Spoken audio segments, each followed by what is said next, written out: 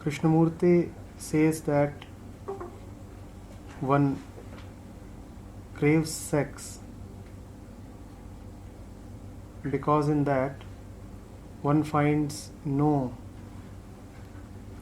me, ego, and hence no conflict, and one uses it as an escape.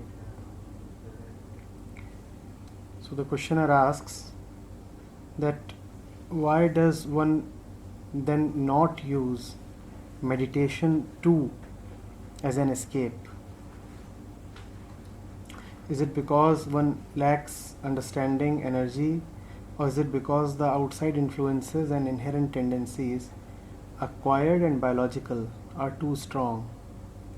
Does this call for an inner strength stronger than the outer influences?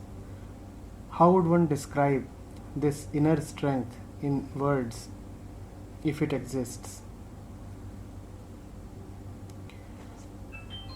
So, the basis of the question is that one probably does not use meditation as an escape, but one does use meditation as an escape. One uses everything as an escape. One uses meditation in precisely the same way as one uses sex or any other means of getting away. Of course, Krishnamurti is spot on when he says that in the experience of sex there is no me, no ego, and hence no conflict. So there is a great peace, a silence, a touch of the beyond.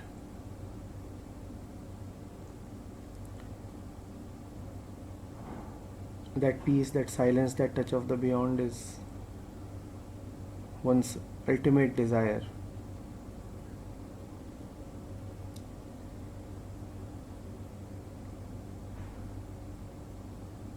But is one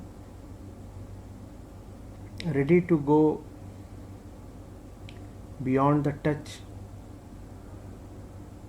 The ego is so afraid and so stupid that it is terrified of the one it loves, that it wants to run away from the same healing touch that it so craves for.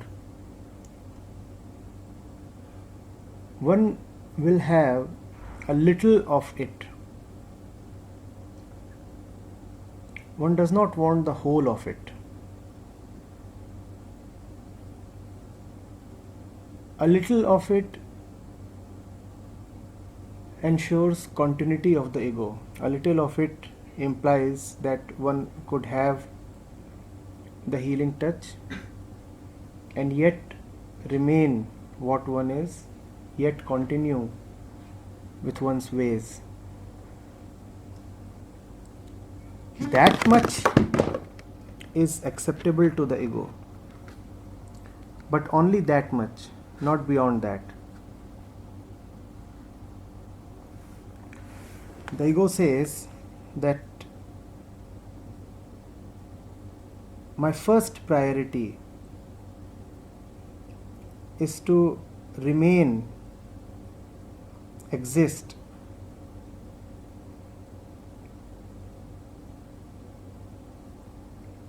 and after that comes everything else.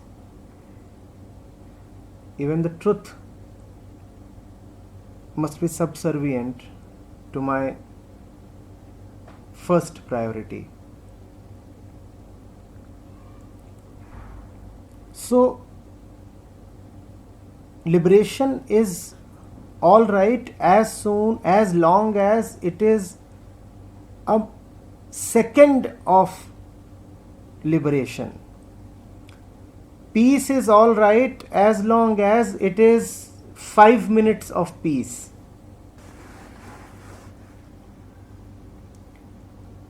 But if silence threatens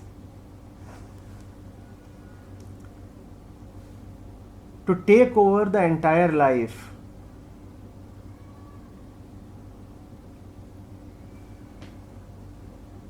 if peace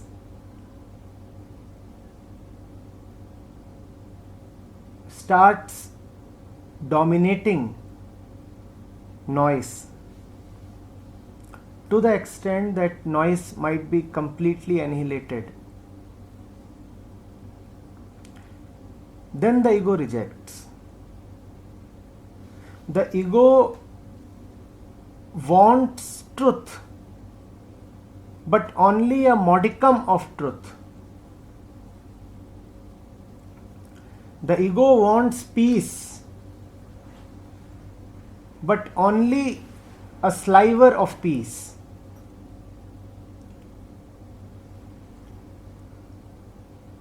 The ego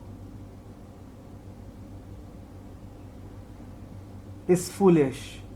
Its first priority is always its own sustenance. So when the ego will enter meditation,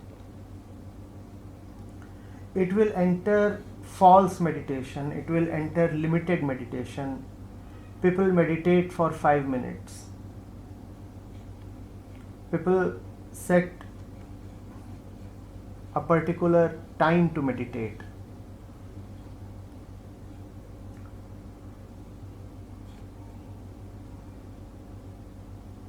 I would ask professional meditators, people who have been practicing since long, I would ask them, if you love meditation so much, why do you get up from it? If you love meditation so much, why do you limit it only to half an hour of the morning time? Why don't you let meditation become your entire life? Why can't you live meditatively? They would not have an answer. But the answer is clear. The answer is, if you start living meditatively rather than just limiting, isolating, relegating meditation to a corner of your daily schedule, then your daily schedule itself would be threatened. You do not want to allow that. The ego does not want to allow that. The ego says meditation is good as long as it is for half an hour, then it will serve my ends. I can become a little peaceful. Mind you, just a little peaceful. I can become a little peaceful and then go about doing my usual daily tasks. Even if meditation has to be there, it has to be there as a servant of my daily priorities. I want to go to the same office and continue with the same humdrum business, and to be more effective in the same humdrum business and to perform more efficiently in the same office, I want to be meditative. I will not let meditation overpower me. I will not let meditation become a canopy over the space of my life. I will not let meditation become a complete solution that dissolves me away. I will use meditation as a tool. I will use meditation as a tool to remain more of what I anyway and already am. That is how the mind uses meditation. That is how the mind uses sex. That is how the mind uses truth and God. Because you are disturbed, dull, restless after the entire day's soul sapping routine, in the night you use sex as an entertainment, as a relief, as a getaway. Using sex as a relief enables you to wake up the next morning and again continue with your routine, and then again return to the bed in the night, again use sex as a dissipator, again use sex as a temporary healer, and then again go back to the same shop, same work, same office, same society, same people, same routine that disturb you. Sex, meditation, prayer, God, in that sense, all of them just are used by the ego as enablers.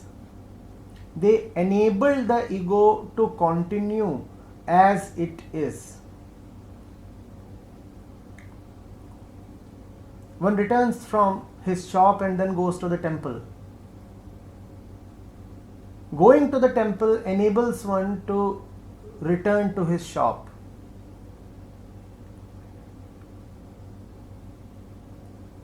One does what one does the entire day, and then in the evening one wants to atone. One goes and confesses. It might be an evening or it might be a Sunday in the church. One goes and confesses. Or one would write a letter of guilt, confession, admission to a teacher. One would say, I wasted the entire day. One would say, I am a lousy man, an evil man. And then all that confession in the evening enables one to conveniently again embark the next morning on the same beaten path.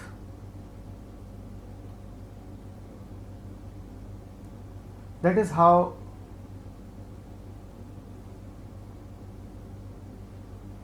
we work.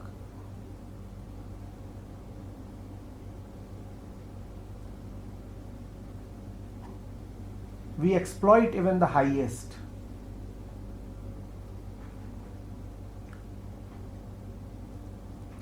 If a prophet would come to us, we would use him to serve our petty purposes. Don't you see what people do when they go to holy places, to pilgrimage, to a dargah, to a guru? They go there and they ask about their little things. That is all the relationship that they have with the guru or the peer or the granth or the temple or the gurudwara.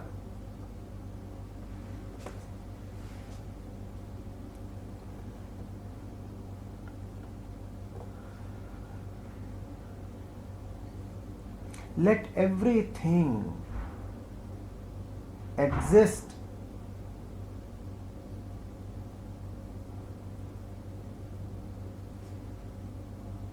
to allow me, to even help me remain as rotten as I am. That is the worldview of the ego. That is how we look at the entire universe. Unfortunately, that is also how we look at the one beyond the universe.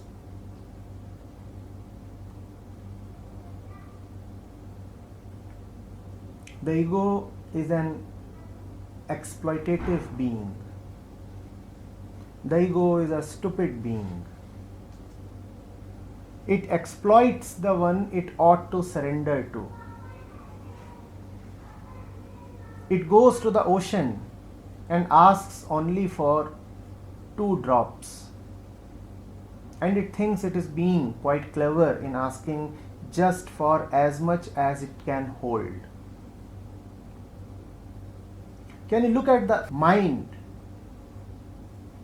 the psychology of the person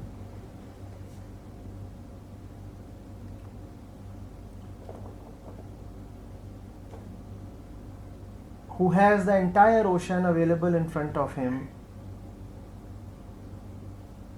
and is instead asking for only as much as his limitations would allow? Can you see that?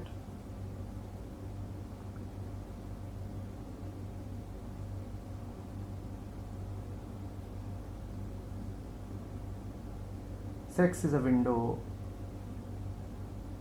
Organized meditation too is a window.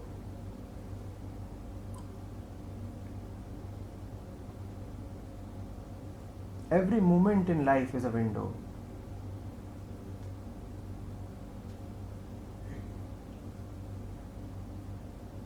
But the ego is scared of free, open, unlimited space.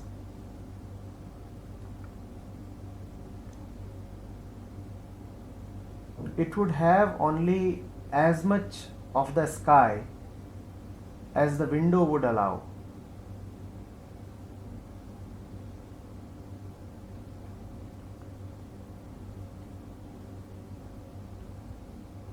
That is why one is so agreeable to the 5 seconds of peace that orgasm brings, but one is not at all agreeable to samadhi, because samadhi is infinite peace.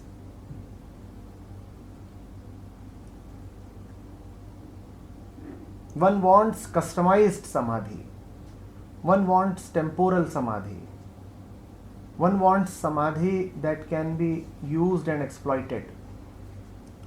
One wants samadhi that would not be a total and final dissolution. One wants samadhi that one can be on the top of. And that is why one never gets samadhi. That is why that which is so easily available and one's innate nature remains elusive.